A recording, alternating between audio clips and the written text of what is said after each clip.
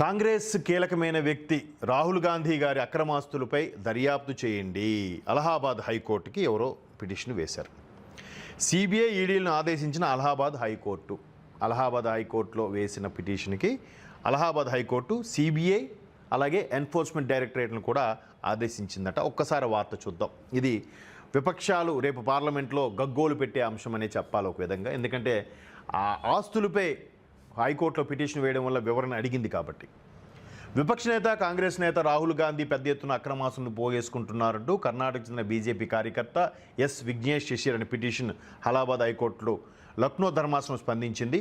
Allahabad high court అంటే లక్నో, ఉత్తరప్రదేశ్ కోర్టుని Allahabad high court అని అంటారు. సో లక్నో ధర్మాసనం స్పందించింది.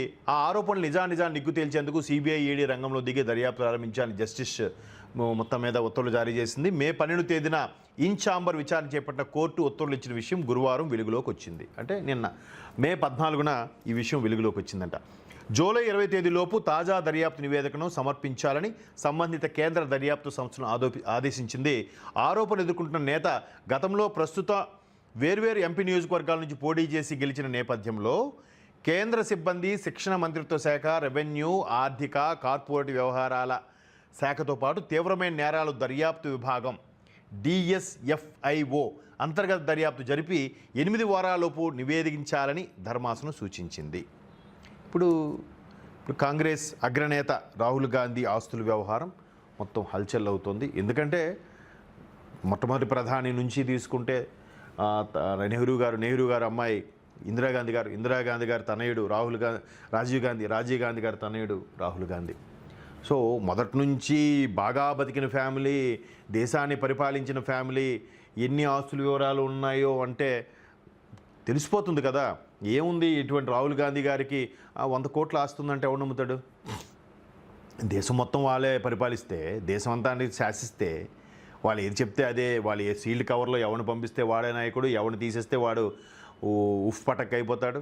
అట్లాంటి శాసించే కుటుంబానికి మేబీ అఫిడవిట్లు ఎంత ఇచ్చారో తెలీదు. 100 కోట్ల, 200 కోట్ల, 1000 కోట్ల అని. 1000 కోట్లు కూడా ఎవరు నమ్మడు, ఇంకా అంతకు మించే ఉంటుంది. ఎప్పటి నుంచో బాగా బతికిన ఫ్యామిలీ కదా. సో మొత్తం మీద ఎవరో దీని మీద దుమారం రేపే వ్యవహారం కనిపిస్తోంది.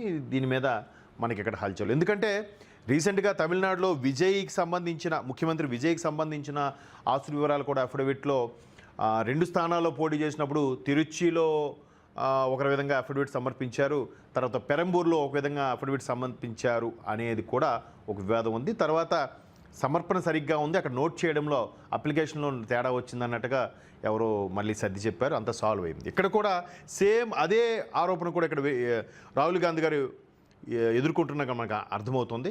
ఎందుకంటే ఇక్కడ చూడండి,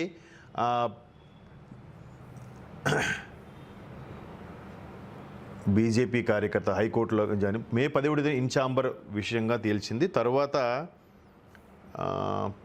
ప్రస్తుతము వేరువేరు, ఇక్కడ ఇదే ఆ పాయింట్ కోసం చూస్తున్నాను. ఆరోపణలు ఎదుర్కొంటున్న నేత గతంలో ప్రస్తుతం వేర్వేరు ఎంపీ నియోజకవర్గాల నుంచి పోటీ చేసి గెలిచిన నేపథ్యంలో గతంలో ఒక నియోజకవర్గం నుంచి, ప్రస్తుతం ఒక నియోజకవర్గం నుంచి, వేర్వేరు నియోజకవర్గాల నుంచి పోటీ గెలిచిన నేపథ్యంలో కేంద్ర సిబ్బంది, శిక్షణ మంత్రిత్వ శాఖ, రెవెన్యూ ఇవన్నీ కూడా తీవ్రమైన నేరాల దర్యాప్తు విభాగం అంతర్గత దర్యాప్తు జరిపి 8 వారాల్లోపు నివేదించాలని చెప్పింది. అంటే అంతకుముందు లోక్సభ నియోజకవర్గానికి సంబంధించిన ఒక రకమైన ఆస్తులు అఫిడవిట్ సమర్పించడం, ప్రస్తుత లోక్సభకు సంబంధించి ఒక ఆస్తులు అఫిడవిట్ సమర్పించడం వల్ల ఇటువంటి కన్ఫ్యూజను, ఆస్తుల్లో తేడా ఉంది, ఈయనంత తక్కువ సమర్పించినటువంటి ఆస్తుల్లో అనే దాని మీద ఇక్కడ సర్వత్రా చర్చ రావడంతో ఇక్కడ ఒకరు అలహాబాద్ హైకోర్టుకు పిటిషన్ వేయడంతో అలహాబాద్ హైకోర్టు సిబిఐని, ఈడీని ఆదేశాలు జారీ చేసింది. 8 వారాల్లోపు అంటే సుమారుగా 2 నెలల్లోపు మొత్తం నివేదిక సమర్పించాలని కోరింది.